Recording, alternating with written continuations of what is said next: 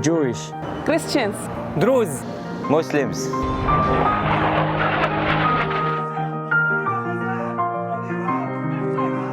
lone soldiers from all over the world. in reserve duty and in active duty. defending our homes.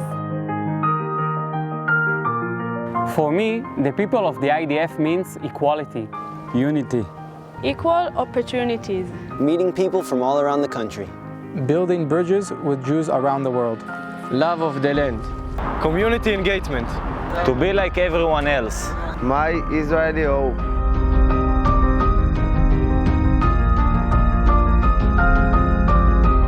Different cultures, shared values.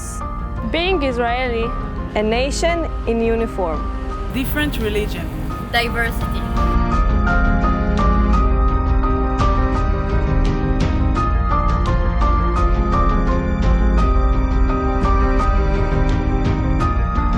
One Israel, One people, one future, one idea. IDF.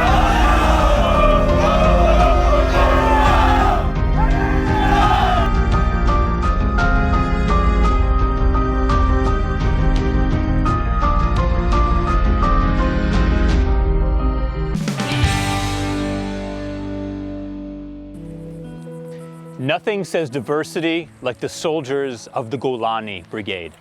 Golani is the oldest brigade in the IDF, and as such, they represent the tapestry, the variety, and the magic that is Israeli society. We're going to meet them today on Har Dov, right past this fence in one of the most northern parts of Israel, as close to Lebanon and Hezbollah as you can get. In fact, no civilians are allowed through this fence. However, today, we at FIDF Live have an exclusive pass to join the soldiers of the 12th Battalion of the Golani Brigade and join them for some of their very important work up here on the northern border. Hey, Joel! How's it going? Captain Liran, Nice to meet you. thanks so much for spending some time with Welcome us to today. Ardo. Welcome Toda to rabah. Golani. Hop Come in? Yeah. עכשיו אתה צריך להמשיך.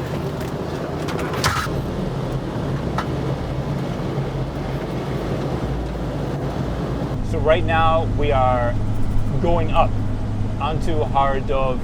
As I said, it's one of the most northern points in Israel. So Captain Liran, Yeah, this is Har Dov. yeah. Incredibly windy, one of the highest points in the north, but Yeah. I guess makes sense. Give me some geography. Where exactly are we in Israel? Where's Lebanon? So Lebanon is right over there, like 400 meters from here. And we are in the north of Israel, in a place that's called Ardo. And what is your mission up here with Golani? Our mission is to protect the northern border here in Israel. And we prevent any terror attack from Hezbollah to hurt Israel civilians. Tell me a little bit about the soldiers who are under your command. I have soldiers from any places in Israel. I have Arabs, Druze, Christians. I have French soldiers. I have an American soldier from the US. I have a lot of respect for them. Very appreciate them. I think they do the mission in 100%, and I'm very proud to be their commander. So let's go and meet them.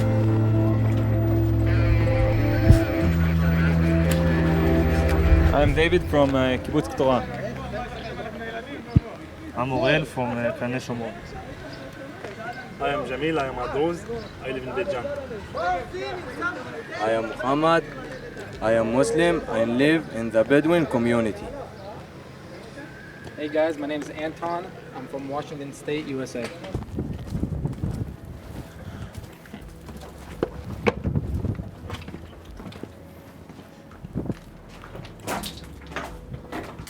Sergeant David, Nice to meet. tell me what you're looking at from up here in this guard tower. So right behind me you can see actually the mountains of Lebanon. You can see the border which separates between the Israeli side and Lebanon. The first mission is to take care of the people in the valley.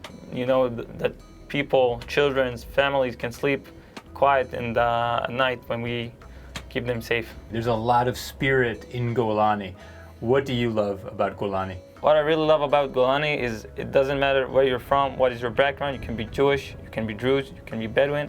At the end of the day, we're all part of Golani family, and our job is to protect the people of Israel. So Anton, tell us what you guys are doing right now. Okay, yeah, we're getting ready to go out on operation on the border of Lebanon. This is a Namer, and a few more hours we'll be out on the border. And what's the situation like up here right now on the border? So currently we're guarding the border. Things are starting to heat up. 2 weeks ago we had an attempted infiltration into Israel, and my company stopped that. There was also another attempt of smuggling illegal weapons, and also that was stopped. And we're 100% ready for any situation that happens. I know you've got to get going, but before we release you, just tell us real quick a little about yourself. You're a lone soldier. How'd you end up here? I really wanted to join the army. I knew Golani was part of the history of Israel. It's one of the first brigades. It's honestly one of the best brigades as well. I got to ask, were you surprised to see so many different backgrounds in one platoon? You've Arabs, Druze. Yeah. Here you get to see, like you said, all sorts of different backgrounds of people, and you really get to enter into the Israeli culture head on. It's very important for like a Hayal Boded to have that sort of experience and have all these people to call friends and be part of their family. All right, Anton, thanks for spending some time with us. Stay safe. Thank you for coming by. Sergeant Torel. Hi. Hi. A few quick questions before you head out. Tell me about the platoon. How long have you been together? We've been together for 6 months. We trained for 4 months, and now we're here. Tell me about guarding of the walls. What were you guys doing during the operation? We protected the civilians along the Gaza border. And how are things different now up here in the north than down there near Gaza during guarding of the walls? Over here it feels more peaceful and quiet, but it can change in a second. Sergeant Torel, thank you so much. I'll let you get back to your work. Thank you. Recently, in a speech, the Chief of Staff of the IDF said, if you really want to get to know Israel, just go to Golani. After our visit today, we know what he means.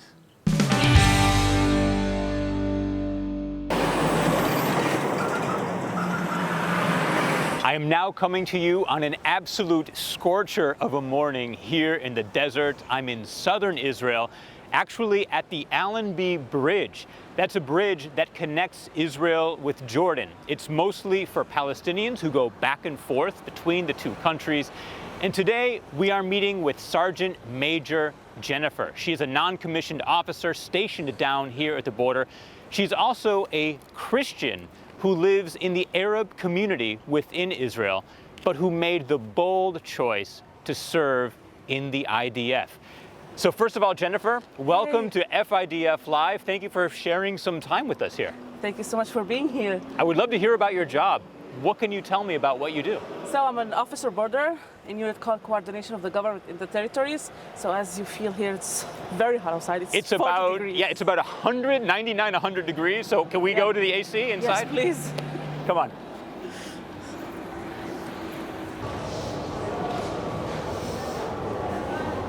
Jennifer, you are a border officer in a unit called COGAT, Coordination of Government Activities in the Territories. What does that mean in plain English? What is your job? So since I speak Arabic, I have the opportunity to help people, to communicate with them. They can understand me, I can understand them. And also, they have the opportunity to see the IDF soldier in real life.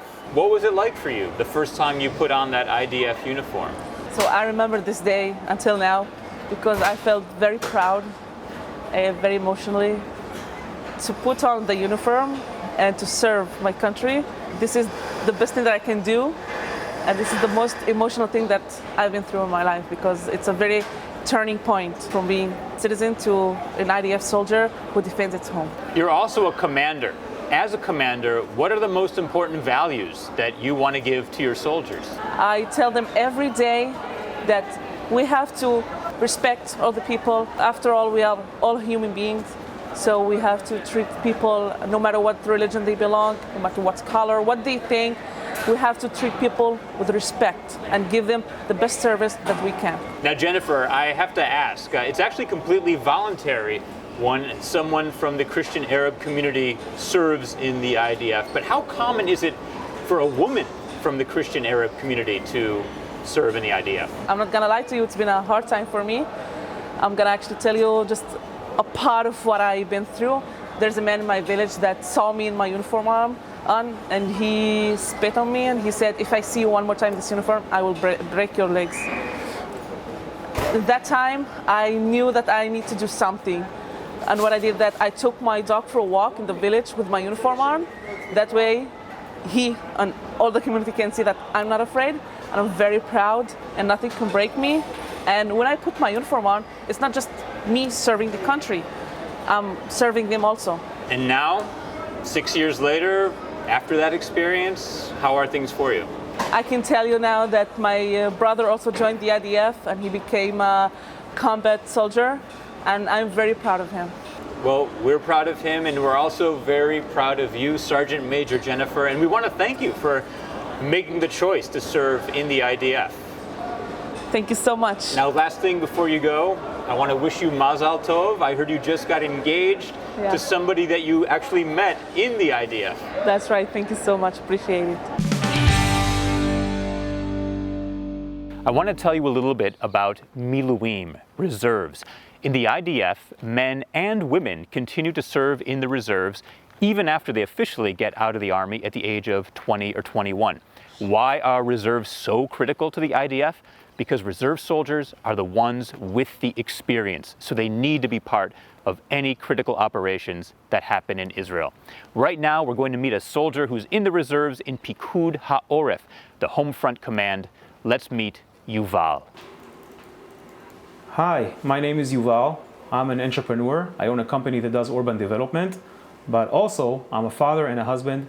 I have 4 kids, the youngest 6 months old. Reserve duty is a big thing for us in Israel, especially in the search and rescue unit. And I have my special equipment here because I'm required to respond in 30 minutes. So let me show you my bag with all the special equipment I have inside. I have uniform, I have my helmet with a flashlight, I have gloves, I have gas mask, I have knee pads, everything ready to go on an assignment right now. So let me just switch into uniform and I'll see you outside. Lieutenant Yuval Klein, so nice to meet you. Nice to meet you also. Tell me, where are we right now? Well, this is a destruction site we use for training, one of many sites we have in Israel for floods, earthquakes, any national disaster, building collapses. We train for rescuing people here in Israel and everywhere else in the world. Now, on that note, your unit has had a really big and busy year. Start with COVID, the corona pandemic. I know you were involved. Tell me about that job and what you were doing. So I was sent to Bnei Brak as part of an assignment to assist the city government and the city residents in the COVID-19. We're talking about one of the most dense cities in the world, 30,000 people per square kilometer. So COVID-19 was a big issue for them. We helped them with testings, with closing the schools, opening them again, evacuating people to hospitals, to hotels, separating between them and the healthy ones. It was a big thing. I'm very proud of it. We made a big difference there. So 1 month ago, you guys get a call. You're sent to Miami, Surfside, to assist with the collapse of the apartment building there. Tell me what it was like. What was your reaction when you arrived? I want to hear. I was overwhelmed by the size of the destruction site. What you see here, it was 1,000 times bigger. It was the size of a football field, thousands of square meters of stacked concrete with a lot of people buried underneath. It was scary, but we started working immediately. Did you have any particular moments that were exceptionally meaningful or emotional? I mean, after all, you guys are human beings, not just soldiers on a mission. We had a lot of intense moments in Miami. It's a huge pile of concrete with a lot of personal objects from the families inside. We kept digging, we found a lot of stuff. One specific moment I remember, I found a tefillin and talit inside the rubble. It was a big thing for me as a Jewish, soldier, Israeli soldier in the IDF. Later, I recovered also a shofar. And I really hope the families will get this later. I also recall another moment when one of the firemen that was working with us had his 7-year-old daughter buried inside the rubble. And when we got her out, all the firemen came down. We stood in 2 lines and saluted to him. We all cried together. It was a very, very touching moment. You talked about how one moment you're a civilian, the next moment you're on the job with the IDF. Do these 2 lives ever mix? Do you ever bring that personal civilian life into your IDF work? I think the system that the IDF has of reserve soldier is very unique and special. We bring from our civil life expertise that we use in our army job For example, I'm an entrepreneur, and for me to be an intelligence officer in the IDF, in the search and rescue team, it's very easy. I'm used to life hacking. That's what I do every day.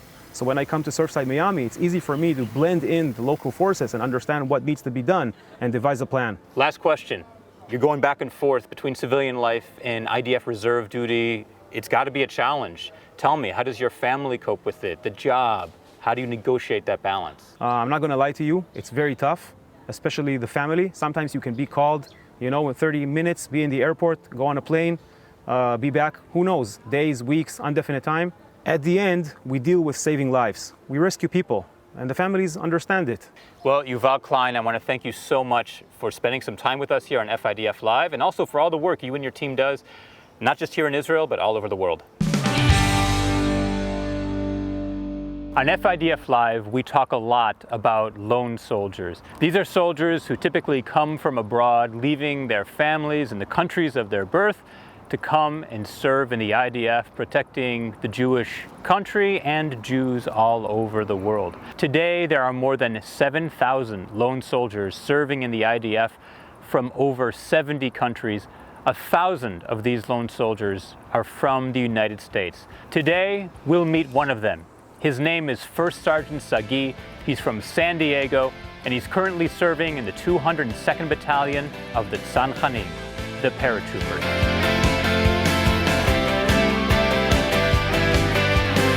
So Sagi, first of all, thanks for spending some time with us on FIDF Live. Thank you for having me. How long have you been in the IDF? I've been serving for around 2 years and 5 months. And what is your mission? I know you're in the paratroopers, but what are you actually doing? So I'm a lone soldier, combat soldier in the 202nd Battalion. Right now, we're on the West Bank. We're guarding the borders between us and the Palestinians. And our day-to-day just consists of keeping the Israeli people safe. You mentioned lone soldier. I know you're from San Diego. What made you decide to come over here and be a lone soldier in the IDF? First and foremost, my parents are Israeli. And so I think that growing up, most of the idea of joining the military and defending my state has always been there. And over time, once I went to high school in my 10th and 11th and 12th grade, I had a trip to Israel and Poland. And I think that on my trip to Poland, I got to see some things that really changed my mind and opened up my point of view and what I need to do with my life. And I think that's what brought me here. Tell me about your parents' reaction, not just to your service in general, but in May, Operation Guardian of the Walls, 4,000 rockets being fired at Israel, and they have a son not only in the country, but in a combat unit. What was that like for them? I'm sure it was really difficult, not only because I'm here, but also because my brother's here. And serving in the same battalion, it's quite scary I can only imagine having two of your children in a place like that. Me personally, I tried to keep quiet about it as much as I can and not worry my parents because I know how much it would worry them. And so I think they had to struggle quite a bit with that feeling, but I think, they got over it. And you mentioned the brother. This is a brother who followed in your footsteps and is actually serving in the IDF as well. Yes, and we're in the same battalion, and I'm very proud of him. I think he's been through a long journey, great journey, tough, difficult journey. And I think if it wasn't for him, then I wouldn't have any other family here, and so I think it's nice that we have each other's backs. What's that like, serving with your brother in the same battalion? That doesn't happen often for lone soldiers in the IDF. Seeing him for the first time in my platoon was a really special occasion. I was very proud of him, seeing him coming after 8 months of long, hard work. I don't know exactly how he got to my platoon. I don't know the logistics behind it, but the fact that I saw him there on that day and knew that we were going to be working side by side, it was a really, really happy moment. During Operation Guardian of the Walls, you and your team were exposed to violent riots. What was that like for you, and what allowed you to commit to the mission? I think, firstly, those 2 weeks were probably the most meaningful weeks of my service, just because of how violent the riots were and how intense of a situation it was. And according to why I completed my mission, or how I was able to stick to the mission, having your friends on the right and left side of you doing exactly what you're doing in the same situation definitely helps. How about friendships? I know being in a combat unit and serving in combat can really form a connection between people. So just anything you'd have to say about that, I'd love to hear. I remember my mom told me that before I drafted, that the Army itself was going to bring me the best friends I've ever had in my life. And I can imagine what she meant, but I didn't exactly know. And now after having served the amount of time that I've served and having been with the kids that I've been with for the amount of time that I've been with, they're my best friends for sure. And I think that all of the difficulties and challenges we've had to get through together by pushing one another, it's a connection you can't get anywhere else.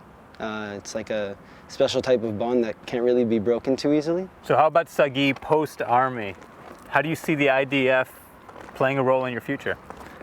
I think that the base and the foundation that I've been given from the IDF, in terms of my own capabilities and how I look at challenges that I will have to face in the future, I think that my military service is something that well prepared me for things like that in the future, and that it doesn't matter what's going to jump out at me, I'll be able to take it on. Well, First Sergeant Sagi, it's been a pleasure to spend some time with you today. Thanks so much for sharing your story with us here on FIDF Live.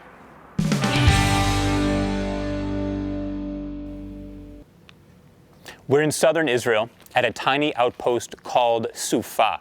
And as you may be able to tell, this outpost, it's actually more of a compound. It's completely surrounded by a concrete barrier on all four sides. And there's a reason. It's because this compound is less than a kilometer away from Gaza. During the recent Operation Guardian of the Walls, the soldiers inside were threatened not just by rocket fire, but also by small arms, anti-tank missiles, mortars, and that's why they need to be protected all the time. The unit we're visiting with today is called Yachsar, Yachidat Siyur Bedoui, or the Bedouin Tracking Unit. But what all of these soldiers have in common is two things. First, they all speak Arabic, and second, they all chose to volunteer to serve in the IDF. And their job is critical. It's about as operational as you can get. They patrol this area of the south near Gaza, keeping the civilians of Israel who live down here safe. Now we're going to speak with Second Lieutenant Ma'ayan. She's an officer in the Chel Chinuch V'Noar, the Education and Youth Corps of the IDF, and her job is to work with soldiers from the Bedouin Tracking Unit. So first of all, Second Lieutenant Ma'ayan, thank you for joining us. Tell me a little bit about your job and what exactly it is that you do. Our job is to integrate the soldiers the best way possible, also during their IDF service and outside later on in the Israel society. With Hebrew courses, with tools for the commanders, with the program Profession for Life, with financial support, with knowing the land. We take them on tours, we expose them to the different kinds and different sides of the country. Well, that you play a part, Second Lieutenant Ma'ayan, makes it all the more special. So on behalf of all of us, Toda Rabah, thank you. Thank you. I'm with Staff Sergeant A. He is a Muslim Arab from the northern part of Israel. For security reasons, he does need to keep his face nearly completely covered, but he's going to tell us a little bit about this very interesting unit which he serves in. First of all, Staff Sergeant A, thank you for being with us. Tell us a little about the Bedouin Tracking Unit. Who are the soldiers who serve here? Most of them are Muslims, Bedouins. We have also Christians, we have Druze, and here we all serve together to defend this country. And what is your mission down here? My mission down here is to protect all the people that live on the border, so people can have fun with their lives, can do anything they want. They feel a lot secure when we are here. Now you volunteered to serve in the IDF. Why did you choose to volunteer? The country gave me security, so it's my turn to serve my country, to defend it. And how about the community you live in the north of Israel? How did they react when you joined the IDF? You know, because all the enemies around us are Arabs, so everyone got to react in a bad way. Everyone told me not to go there. Everyone told me we're not friends anymore, but I have a lot more friends here in IDF. I have a lot more friends, Jewish friends from all over the world. Why? Because the IDF just combined everybody from all over the world and put them together. So you really have to keep it secret that you're serving in the IDF? Yeah. Does that make it hard to go home and live this double life? Because I'm already 3 years in the IDF, so I got used to it. 3 years into your Army service, when you look back to your decision to join, what do you feel? When I look at the mirror, I always see a proud man, that he was born to do his job. I want to hear about the guys in your unit. You're obviously in a very special unit, given your backgrounds. Tell me about the culture here in this platoon. We look out for each other all the time. We face a lot of constant threats from ISIS, from Islamic Jihad, from Hamas. We're so close, we look out for each other all the time. Staff Sergeant A, I want to thank you for spending some time with us. You opened our eyes to an aspect of the IDF that so many of us know very little about. And I want to wish you only the best of luck in officer school. We hope to see you there. Thank you so much. And that's the idea overall, that the soldiers of the IDF, from their various backgrounds, big cities, small villages, not just in Israel, but from all over the world, make the IDF a stronger military. More important than ever right now, as Katyusha rockets fall on the north and things heat up once again down here in Gaza. But they also make Israel a stronger country.